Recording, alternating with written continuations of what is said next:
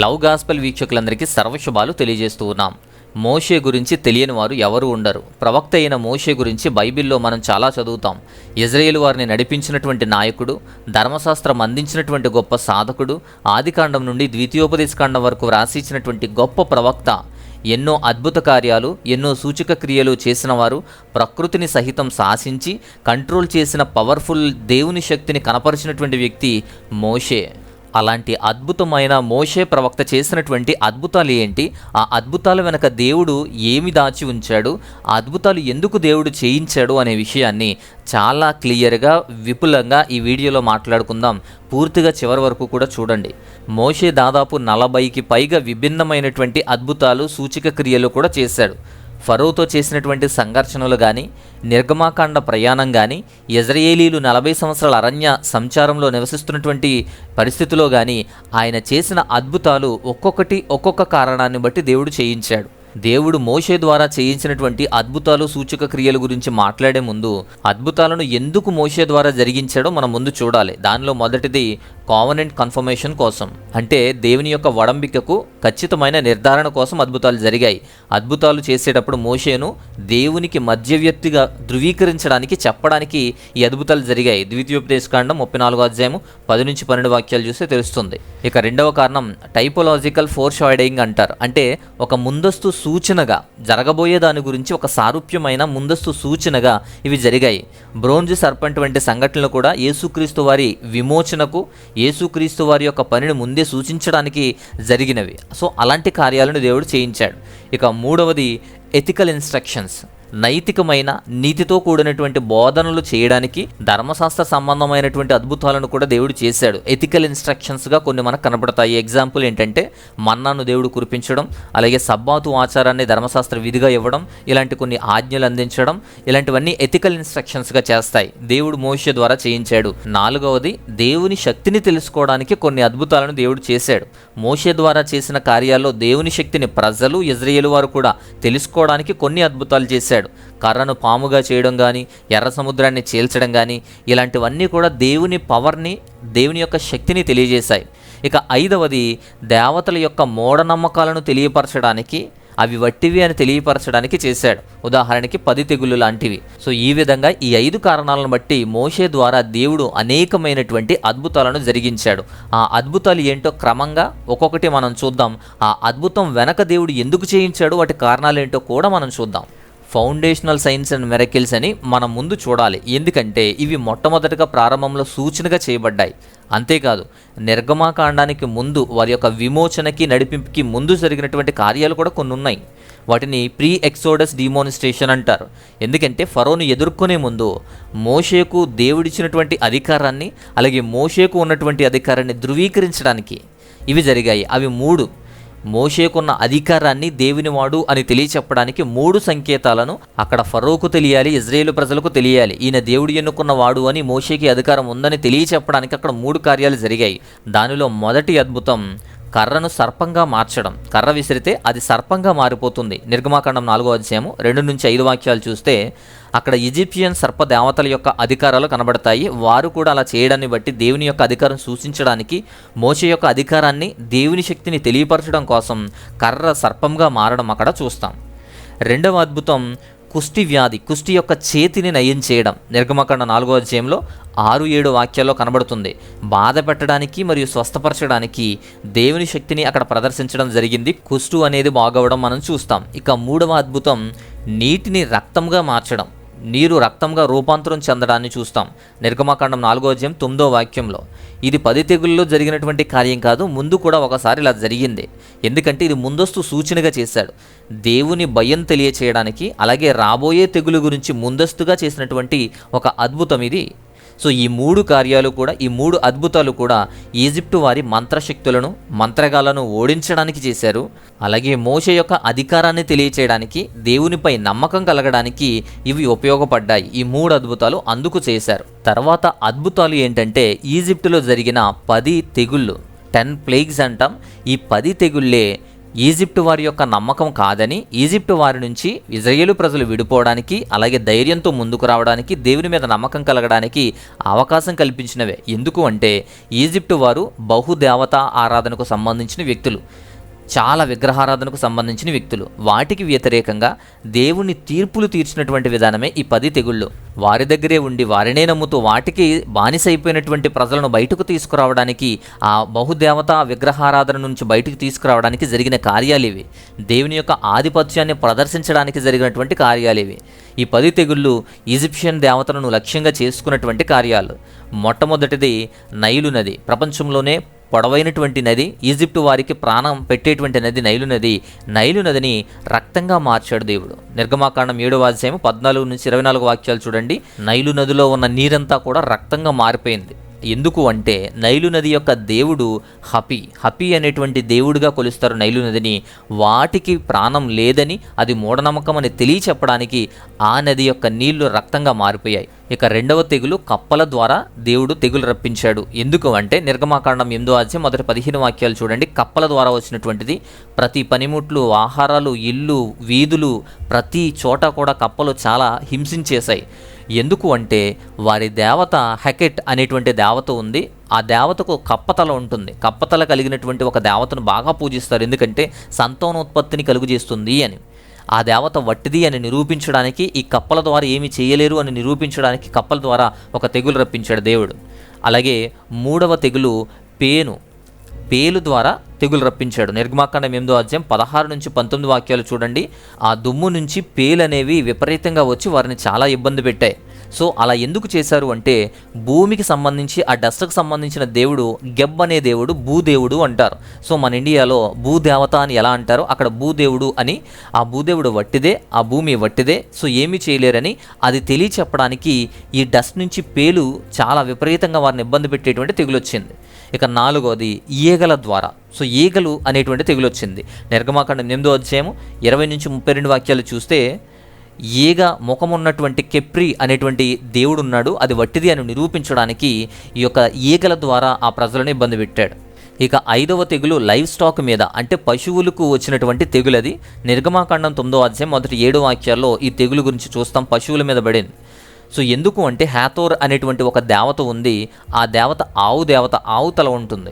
అలాంటి ఒక దేవత వట్టిది అని నిరూపించుకోవడానికి ఈ పశువుల యొక్క తెగులు రప్పించాడు.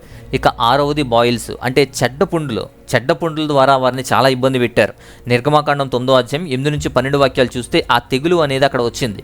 స్వస్థత దేవత అని నమ్మేటువంటి ఒక దేవత ఉంది, సెక్మెట్ అంటారు. ఈ సెక్మెట్ అనేటువంటి దేవత స్వస్థత కలుగజేస్తుంది అని నమ్ముతారు. అందుకే చెడ్డ పుండ్లు రప్పించి ఆ దేవత వట్టిది అని నిరూపించడానికి ఈ బాయిల్స్ని రప్పించాడు. ఇక 7వది వడగండ్లు వచ్చాయి. వడగండ్ల ద్వారా శ్రమ వచ్చింది. నిర్గమాకాండం 9వ అధ్యాయం 13 నుంచి 35 వాక్యాలు చూస్తే ఈ వడగండ్ల ద్వారా తెగులు రప్పించాడు దేవుడు. ఆకాశ దేవత ఉంటుంది. ఆకాశ దేవత, వ్యవసాయ దేవత అయినటువంటి ఈసిస్ అనేటువంటి దేవత వట్టిది అని నిరూపించడానికి దేవుడు ఆ కార్యాన్ని చేశాడు. అలాగే మిడతలు, 8వ తెగులు మిడతల ద్వారా దేవుడు శ్రమ రప్పించాడు. నిర్గమాకాండం 10వ అధ్యాయం మొదటి 20 వాక్యాల ప్రకారం ఈ తెగులు గురించి చూస్తాం. సెరాఫిస్ అనేటువంటి దేవత పంటలను కాపాడేటువంటి దేవతగా చూస్తారు కాబట్టి ఆ పంటలను మింగడానికి మిడతలు వచ్చాయి, పంటలన్నీ కూడా తినేశాయి. అలాంటి ఒక తెగులును రప్పించాడు. అలాగే 9వ తెగులు చీకటి, గాఢమైనటువంటి చీకటిని రప్పించాడు. నిర్గమాకాండం 10వ అధ్యాయం 21 నుంచి 29 వాక్యాలు చూస్తే సూర్యదేవుడైనటువంటి రా అనేటువంటి ఒక దేవుడిని బాగా విశ్వసిస్తారు. ఆ రా అనేటువంటి దేవుడు చీకటిని వెలుగుగా చేస్తాడు అనేటువంటి నమ్మకం చాలా ఉంది కాబట్టి ముందు చీకటిని రప్పించి వారికి జ్ఞానోదయం కలిగించాడు, అది వట్టిది అని తెలియచెప్పడానికి. ఇక 10వది లాస్ట్ది జ్యేష్ఠ కుమారుని యొక్క, అంటే మొట్టమొదటి కుమారుని యొక్క మరణం. నిర్గమాకాండం 11వ అధ్యాయం మొదటి వాక్యం నుంచి 12వ అధ్యాయం 36వ వాక్యం వరకు కూడా ఈ యొక్క మొదటి సంతానం గురించిన శ్రమ గురించి ఉంటుంది. సో జీవితం మీద, అంటే బ్రతకడానికి దేవుడి మీద ఆధారపడాలి, మరణం మీద కూడా దేవుని మీద ఆధారపడాలి.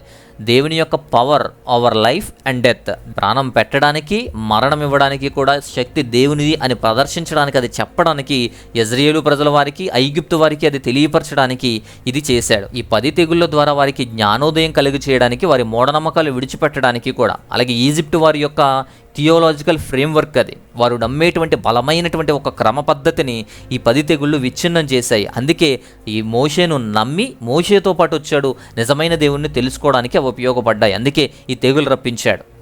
తర్వాత మోషే ద్వారా చేసినటువంటి అద్భుత కార్యాలు, మోషే ద్వారా జరిగినటువంటి విమోచన కార్యాలు ఉన్నాయి.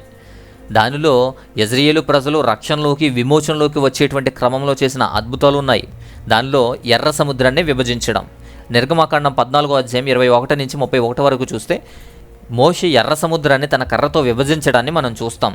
ఈ అద్భుతమైనటువంటి క్రమంలో 3 కార్యాలు జరిగాయి. ఒకటి, బలమైనటువంటి తూర్పు గాలి వచ్చింది, ఆ నీటిని విభజించింది 21వ వచనం ప్రకారం.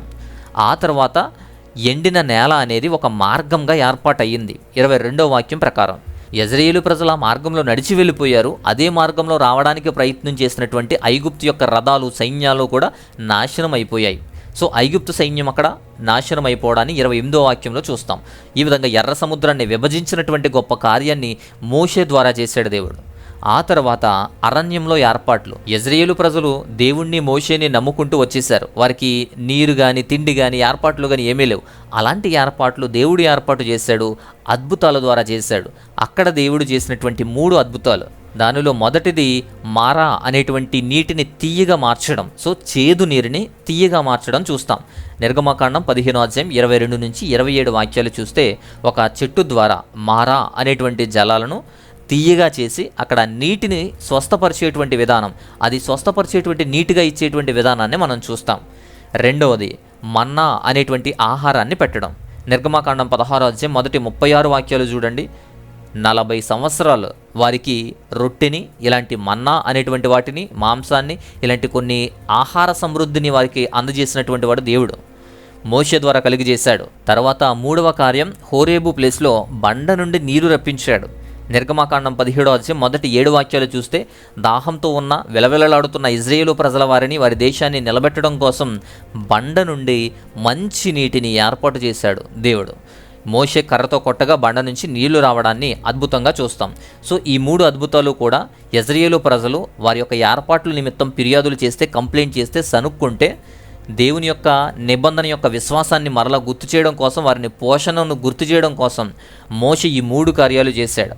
తర్వాత వారికి ఎదురైనటువంటి ఇబ్బందులు, వారికి ఎదురైనటువంటి శ్రమల ద్వారా న్యాయ తీర్పులను తీర్చడానికి, అలాగే శుద్ధి చేయడానికి, వారిని శుద్ధి చేసేటువంటి అద్భుతాలు కూడా చేశాడు మోషే. దానిలో మొదటిది కొరహు యొక్క తిరుగుబాటు జరిగింది. సంఖ్యాకాండం 16 50 వాక్యాలు చూడండి. కొరహు వారితో ఉన్న సైన్యము కూడా తిరుగుబాటు చేశారు. ఈ తిరుగుబాటు యెజ్రెయేలు వారిపైనే కాదు, దేవుని విశ్వాసం మీద కూడా ప్రభావం చూపించింది. అందువల్లే ఇక్కడ 3 పరిణామాలు చూడాల్సి వచ్చింది. ఆ 3 పరిణామాలు ఏంటంటే, దీనిలో మొదటి పరిణామం ఏంటంటే, ఇలా వ్యతిరేకించే వారిని, తిరుగుబాటుదారులను భూమి మింగివేసింది.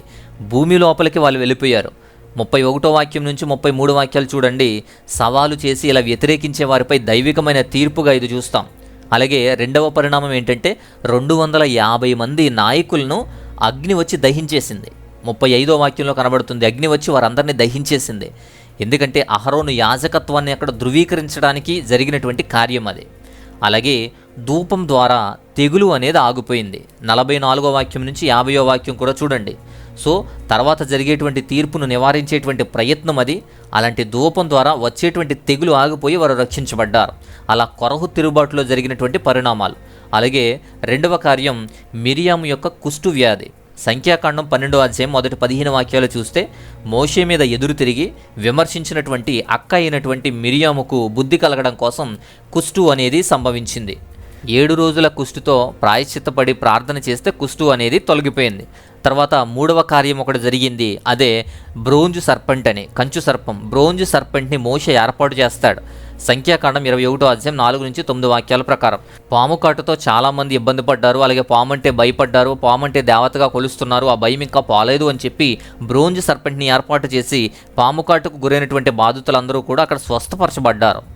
ఇది ఎందుకు ఏర్పాటు చేయడం జరిగింది అంటే, యేసుక్రీస్తు వారి సిలువ వేయబడ్డాన్ని, అలాగే వారి యొక్క బ్రతుకుల్ని విమోచనం చెందించేది ఆయనే అని, వారి బ్రతుకుల్ని బాగు చేసేది, జీవం అందించేది ఆయనే అని చెప్పడానికి ఇది ముందస్తు సూచనగా చెప్పబడింది. యోహాను సువార్త 3 14 నుంచి 15 వాక్యాలు చూస్తే ఈ విషయం కరెక్ట్గా మనకు అర్థమవుతుంది. సో ఇలా న్యాయపరమైనటువంటి శుద్ధి చేసేటువంటి అద్భుత కార్యాలు అనేవి జరిగాయి. ఇవి కాకుండా ఈ అద్భుతాలను, దైవశక్తిని, మోషే యొక్క అధికారాన్ని, పవర్ని నిలబెట్టుకోవడం కోసం కూడా ఇంకా కొన్ని అద్భుతాలు జరిగాయి. దానిలో మొదటిది సూపర్ న్యాచురల్ గైడెన్స్. అంతీంద్రియ మార్గాలు, దేవుని శక్తిని తెలియచేయడానికి అద్భుతమైనటువంటి మార్గాల ద్వారా దేవుడు నడిపించాడు. దానిలో మొదటిది మేఘస్తంభము, అగ్నిస్తంభము. అంటే మేఘము, అగ్ని కూడా ఇజ్రాయేలు ప్రజలను నడిపించడానికి దేవుడు ఏర్పాటు చేసిన అద్భుతాలు. నిర్గమాకాండం 13:21-22 వాక్యాలు చూడండి. నిరంతరమైనటువంటి దైవిక నావిగేషన్ అనేది అక్కడ ఉంటుంది. పగలు మేఘస్తంభము, రాత్రి అగ్నిస్తంభము వారికి దారి చూపించింది, ధైర్యంగా ఉండేలా చేసింది. ముందు వెనక ప్రొటెక్షన్, ఒక కంపాస్ లాగా, ఒక నావిగేట్ లాగా చేస్తూ నడిపించేటువంటి దైవిక నావిగేషన్ అది. తర్వాత దేవుని మందసం, ప్రయాణ సమయంలో దేవుని యొక్క ఉనికిని వ్యక్తపరచడం కోసం సంఖ్యాకాండం 10:33-36 వాక్యాలు చూడండి. దేవుడు వారితో ఉండుటకు, అలాగే ఉన్నాడు అనడానికి మందసం వారికి తోడుగా ఉంది. అలాగే ఇంకొక అద్భుతం ఫిజికల్ ప్రిజర్వేషన్. భౌతిక సంబంధమైనటువంటి అవసరాలు కానీ, భౌతిక సంబంధమైన సంరక్షణ కానీ దేవుడు అద్భుతాల ద్వారా, మోషే ద్వారా జరిగించాడు. ఎందుకు అంటారా? 40 సంవత్సరాలు వారు ప్రయాణించినప్పుడు వారికి ఉండే బట్టలు కానీ, చెప్పులు కానీ, వస్తువులు కానీ 40 సంవత్సరాల వరకు కూడా వాటిని అన్నీ కూడా వారికి అందించడం, లోటు లేకుండా చూడడం, అవి పాడవకుండా ఉండడం అనేది జరిగింది. ద్వితీయోపదేశకాండం 29:5 వాక్యంలో చూడండి. అవి సూపర్ న్యాచురల్ డ్యూరబిలిటీ, ఎక్కువ కాలం మన్నాయి, అంతకాలం వారికి అవకాశం ఉన్నాయి. అలాగే ఆరోగ్య నిర్వహణలో కూడా, వారికి సంబంధించిన ఆరోగ్య విషయాల్లో కూడా కఠినమైన పరిస్థితులు ఉన్నప్పటికీ కూడా, ప్రాంతాలు మారుతున్నప్పటికీ కూడా వారికి బలహీనతలు ఎక్కడా లేవు, అనారోగ్య సమస్యలు కూడా ఎక్కడా వారికి కనబడలేదు. సో అలా సంరక్షించాడు దేవుడు. అలాంటి ప్రొటెక్షన్ని, ఫిజికల్ ప్రిజర్వేషన్ని దేవుడు అందించాడు మోషే ద్వారా. తర్వాత గొప్ప అద్భుతాలు ఏంటంటే థియోఫానిక్ అండ్ రివల్యూటరీ మిరకిల్స్ అంటారు. ఎందుకు అంటే దేవుడు ప్రత్యక్షంగా అందించినటువంటి కొన్ని విషయాలు ఉన్నాయి. దానిలో మొదటిది సీనాయి పర్వతం మీద దేవుని యొక్క కార్యాలు జరిగాయి. నిర్గమాకాండం 19-20 వరకు కూడా చూడండి. అక్కడ సీనాయి పర్వతం మీద దేవుని యొక్క ఐడెంటిటీ, దేవుని యొక్క పవర్ మనకు తెలుస్తుంది. అక్కడ వినిపించేటువంటి స్వరాన్ని, దేవుని స్వరాన్ని మనం చూస్తాం. 19 వాక్యం ప్రకారం దేవుని యొక్క స్వరాన్ని ప్రత్యక్షంగా విన్నాడు. అలాగే 31 వాక్యంలో కూడా చూడండి, దేవుడు రాసి ఇచ్చినటువంటి రాతి పలకల గురించి కూడా మాట్లాడతాం. దేవుడే ప్రత్యక్షంగా రాసి ఇచ్చినటువంటి ఆజ్ఞలు, పలకలను మోషేకి దేవుడిచ్చాడు. అలా సీనాయి పర్వతం మీద దేవుని కార్యాలు ప్రత్యక్షంగా మనం చూస్తాము. అంతేకాకుండా ఇంకొకటి, ఆ తర్వాత ప్రకాశవంతమైన ముఖాన్ని చూస్తాం. నిర్గమాకాండం 34:29-35 వాక్యాలు చూడండి. మోషే యొక్క ముఖం చాలా ప్రకాశవంతంగా మారిపోతుంది. సీనాయి పర్వతం మీద పని అయిపోయిన తర్వాత వచ్చినటువంటి మోషే దైవికమైనటువంటి ఒక డివైన్ లైట్తో ప్రకాశించేటువంటి ఒక ముఖాన్ని కలిగినటువంటి విషయాన్ని అక్కడ అద్భుతంగా చూస్తాం. సో ఇలా మోషే చేసినటువంటి అద్భుతాలు, ఐగుప్తులో నుంచి దేవుని యొక్క అధికారాన్ని, మోషేకి అప్పగించినటువంటి బాధ్యత నుంచి కూడా ఇప్పటి వరకు కూడా, ఇంతవరకు కూడా మోషేని ఇజ్రాయేలు ప్రజలు కానాను వరకు చేర్చే వరకు కూడా మోషే చేసినటువంటి అద్భుతాలు ఇవి. అంటే మోషే ద్వారా దేవుడు జరిగించిన అద్భుతాలు ఇవి. అలాంటి అద్భుతాలు చాలా గణనీయమైనటువంటి పాత్ర వహించాయి. మోషేను దైవికమైనటువంటి వాడిగా నిరూపించాయి. దేవుని యొక్క నాయకుడిగాను, ఎన్నుకున్నటువంటి వ్యక్తిగాను మోషే యొక్క అధికారాన్ని తెలియచెప్పడానికి వాడారు. అలాగే ప్రజలు నమ్మడానికి, నడిపించడానికి, వాగ్దాన భూమిని చేరే వరకు కూడా ఇజ్రాయేలు ప్రజల వారి మీద, అలాగే ఐగుప్తు వారి మీద జరిగిన అద్భుత కార్యాలు ఇవి. అలాంటి అద్భుత కార్యాలు నేటి వరకు కూడా మనం చర్చించుకుంటున్నామంటే అంత గొప్పవి. ఇజ్రాయేలు ప్రజలను నడిపించిన విధానంలో మోషే యొక్క ప్రాముఖ్యత చాలా గొప్పది. అలాంటి మోషే చేసినటువంటి అద్భుతాలు, మోషే ద్వారా దేవుడు చేసిన అద్భుతాలు ఇవి. మొదటగా నిర్గమాకాండానికి ముందు, ప్రయాణానికి ముందు 3 అద్భుతాలు, తర్వాత 10 తెగుళ్ళు, తర్వాత నిర్గమాకాండం యొక్క విమోచన కొరకు జరిగినటువంటివి ఒక 5 కార్యాలు, అలాగే న్యాయపరమైనటువంటి చర్యలు తీసుకోవడానికి 6 కార్యాలు, అలాగే వారిని కంట్రోల్ చేసి నడిపించడానికి జరిగినటువంటి అద్భుతాలు 4 అద్భుతాలు, ఆ తర్వాత ప్రత్యక్ష దైవిక శక్తి కలిగినటువంటి అద్భుతాలు 3 అద్భుతాలు. ఇలాంటి అద్భుతాలు మనం చూస్తాం.